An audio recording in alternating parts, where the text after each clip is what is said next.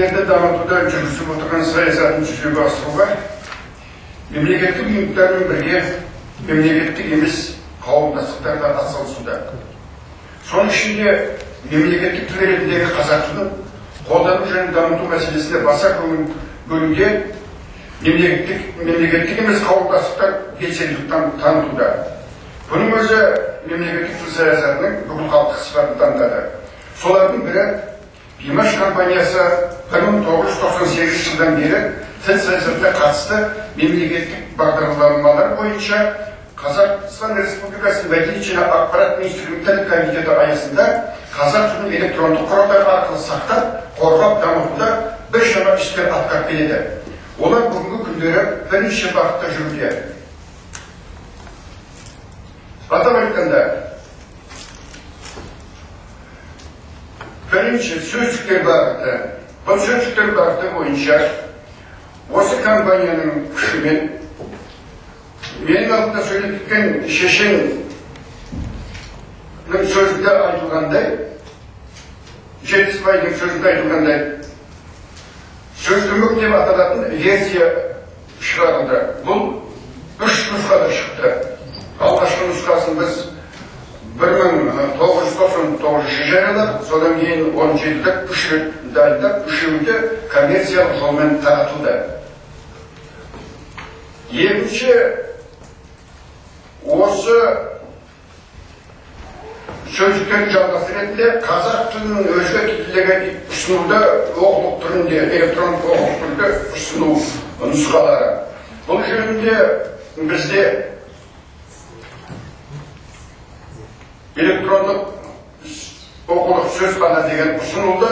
Бұл ойын түрінде және параллель мәтіндер түріндегі электрондық оқулық дайындалды. Бұларды жинақтап айтқанда дәстүрлі және дәстүрлі емес электрондық оқулықтар деп атадық.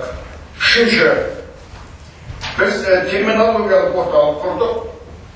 Бұл терминологиялық орталық тіл комитетінің қасындағы терминологиялық орталықпен үйлесімде жұмыс жасайды. Оның мақсаты терминология саласында қол жеткен біздің тілдік табыстарымызды электрондық құралдар арқылы түсіріп, электрондық құралдар арқылы тұтынушыларды таныстыру. Төртінші, Қазақстан Республикасы Мәдениет және ақпарат министрлігінің тіл комитетінің энциклопедиялық веб-порталын түсу ісіне қатысып отырмыз. Бұл төртінші бағыт туралы біз арнайы тоқталып өтеміз. Баяндаманың негізгі акценті осы болады. Бесінші, қазақ тілінің ұлттық корпусын жасау мәселесімен айналысып жатырмыз. Тіл комитетінің веб-порталының мақсаты қазақ тілін зерттеушілер, үйренушілер үшін, жалпы қазақ тілінің жанашырлары мен қызығушылық танытатындар үшін қазақ тілінің ғылымда, мәдениетте, саясатта, экономикада, техникада, тағы басқа салаларда қолданысын электрондық құралдар жүйесіне енгізу және оны салалық бағдарламалар арқылы жалпы компьютер тұтынушыларына ұсыну. Бұл веб-порталдың мақсаты. Енді веб-порталдың мазмұндық құрылымы өте бай. Оның басында бірінші электрондық үкімет жүйесінің лексикасын дайындаймыз. Екінші, кеден саласында, үшінші, туризм саласында, төртінші, салық саласында, бесінші, әдебиет, көркем әдебиет саласында, мәдениет саласында, тағы басқа сол сияқты тапсырыс берген сұранысқа артып отырған салаларда қазірдің өзінде біршама код дайындалып электрондық вариантты ұсынып қойылды. Веб-порталының күтілетін өнімдері біз мынандай өнімді шығарудамыз. Мынандай формаларда. Бірінші, қазақ тілінің ұлттық корпусы. Екінші, қазақ тілінің параллель мәтіндер жүйесі.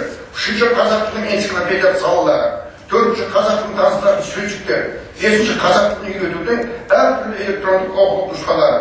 Алтыншы, қазақ тілінің электрондық терминологиялық орталығы.